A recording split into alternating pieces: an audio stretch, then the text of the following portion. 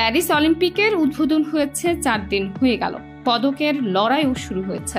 কিন্তু এরই মধ্যে অলিম্পিকের উদ্বোধনী অনুষ্ঠান নিয়ে বিতর্কিত মন্তব্য করলেন যুক্তরাষ্ট্রের সাবেক প্রেসিডেন্ট ও আসন্ন নির্বাচনে রিপাবলিকান পার্টির প্রেসিডেন্ট প্রার্থী ডোনাল্ড ট্রাম্প। তার চোখে এবার অলিম্পিকের উদ্বোধনী অনুষ্ঠান লজ্জা। ফক্স নিউজকে ট্রাম্প বলেছেন, আমি খোলা মনের মানুষ, কিন্তু এটা মনে করি তারা যা করেছে সেটা লজ্জা। উদ্বোধনী অনুষ্ঠান নিয়ে ক্যাথলিক গোষ্ঠী ও ফ্রান্সের ধর্মযাজকেরা সমালোচনা করার পর এমন মন্তব্য করেছেন ট্রাম্প। এই অনুষ্ঠানে ড্রাগ কুইন ছাড়াও ডিজে এবং নাচের দল নিয়ে অমর শিল্পী লিওনার্দো দা ভিঞ্চির আঁকা অমর চিত্রকর্ম দ্য লাস্ট সাপার এর চিত্র ধারণ করা হয়। এরপর থেকেই এ নিয়ে সমালোচনা শুরু হয়।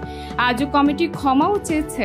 গতকাল সংবাদ সম্মেলনে আয়োজক কমিটির পক্ষ থেকে বলা হয়েছে, নিশ্চিত করে বলতে পারি কোনো ধর্মীয় গোষ্ঠীকে আঘাত দেওয়ার উদ্দেশ্য ছিল না। জরিপগুলো বলছে আমরা যা করতে চেয়েছি সেটা অর্জন করতে পেরেছে। যদি কোনো মানুষকে এটা আঘাত করে আমরা অনেক অনেক দুঃখিত।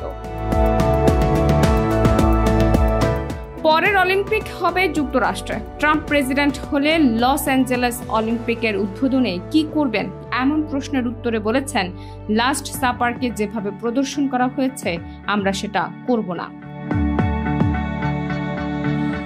অলিম্পিক ইতিহাসে এবারই প্রথম উদ্বোধনী অনুষ্ঠান হয়েছে স্টেডিয়ামের বাইরে। প্যারিসের সিন নদীতে হওয়া এই মহাযজ্ঞের পারফর্ম করেছেন মোট 3000 নৃত্যশিল্পী, সঙ্গীত শিল্পী ও বিনোদন কর্মী। প্রখ্যাত থিয়েটার পরিচালক টমাস জোলির নির্দেশনায় এই আয়োজনে ফ্রান্সের সাংস্কৃতিক, ভাষিক, ধর্মীয় ও লৈঙ্গিক বৈচিত্র্য তুলে ধরতে চেয়েছেন আয়োজকরা।